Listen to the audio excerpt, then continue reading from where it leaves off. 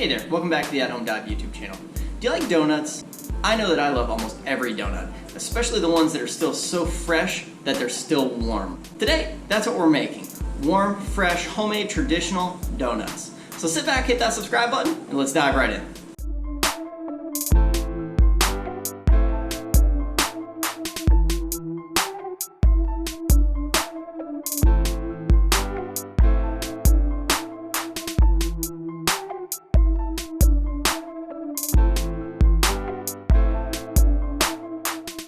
Alright friends, so on the counter today, as always, we have a really simple list of ingredients, most of which you probably already have at home, which is one of the best things about being able to make these. You can wake up and make them any day you choose.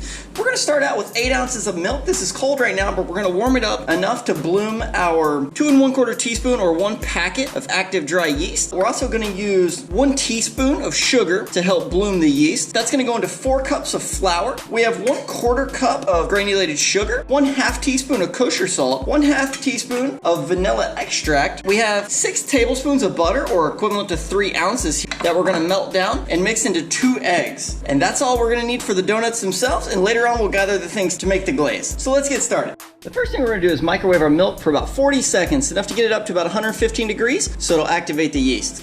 Now that our milk's nice and warm but not hot, we're going to add the yeast and sugar to it. And we're just going to give it a light mix. Now we can set these things aside. We have about 10 minutes while our yeast blooms, so we can move on with the recipe. Next, we're going to combine our flour and salt. Once those are well mixed, we can set them aside.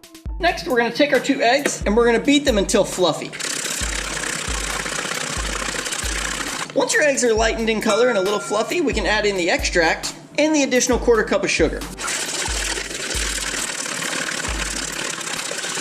Now we can go ahead and add in the butter. I did melt this while we were waiting.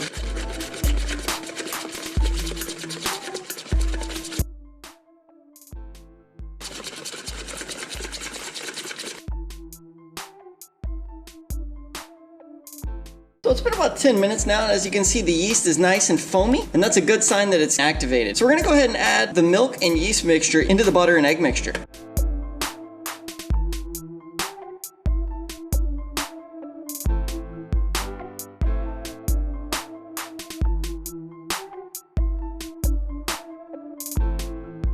Now we're gonna add the flour mixture in and mix it.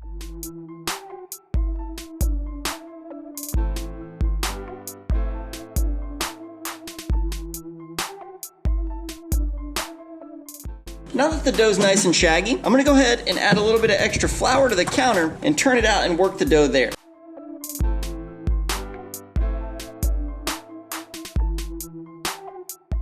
So I'm gonna add flour to the dough slowly because I don't want to add an excessive amount, but I do want to make sure that it's not sticky anymore because I do need to knead the dough for a total of 5 minutes.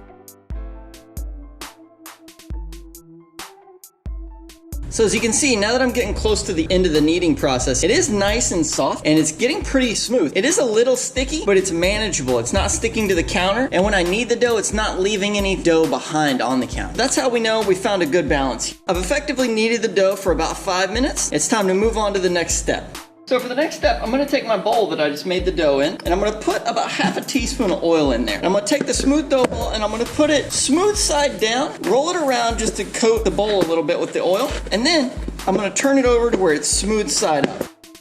I'm going to cover it with a damp dish towel, and I'm going to let it sit for a little over an hour. Alright, so we are back, and it has been a little over an hour here, and as you can see, our dough has just slightly over doubled in size. So what we're going to do now is we're going to go ahead and cut the donut shapes out. So I'm going to grab a little pinch of flour here. I'm going to very lightly dust the countertop. We're not going to need a whole lot, just enough to kind of coat it and make sure the dough doesn't stick. Now that the dough's out, I'm just going to coat the entire thing with flour, and I'm not going to work it much because I don't need it tough. Roll it out 1/2 inch thick. The dough should be pretty soft and smooth at this point. Also, I do have a tray here that I'm going to be placing it onto, and 2 circle cutters. You can use whatever you like, whether it's a glass or whatever you need to.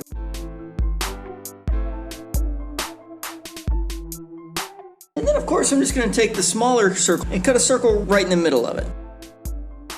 Now it's time to simply lift the dough and place it over onto the tray. You can also take the donut hole there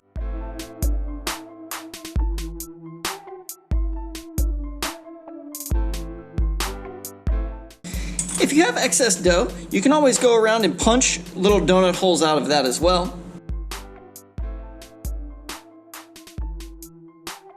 As you can see, that made us 11 perfect donuts and 19 donut holes. Now we're going to take our donuts and donut holes and we're going to cover them again with the same damp dishcloths. And this time, we're going to let them sit for 45 minutes. This time while we wait, we're going to go ahead and make the icing. That way we can enjoy the donuts while they're hot. So I have 2 cups of confectioner's sugar, 2 ounces of ice cold milk, and I'm going to beat this in here nice and slow. And I'm going to add 1/2 teaspoon of vanilla extract.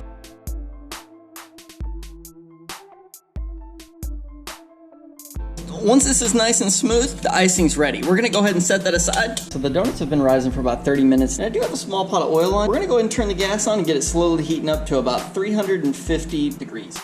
We're gonna go ahead and uncover the donuts. They've risen quite a bit again, and now it's time to fry them off. Roll them off the tray and lower them into the oil. And we're gonna fry them for about 1 minute on each side, or until they're nice and golden brown. I am using pure canola oil. You can use vegetable oil, whatever you'd like. Now, as you can see here, when you flip them, we have a nice golden crust there.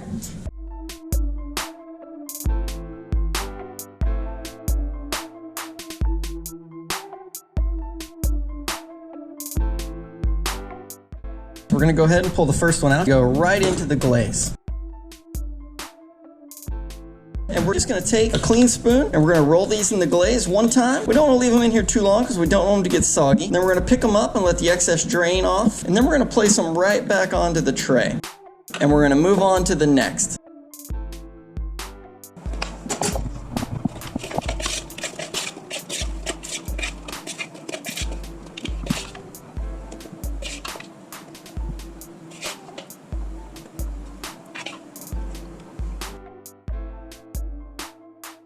We have a nice collection of beautiful glazed donuts.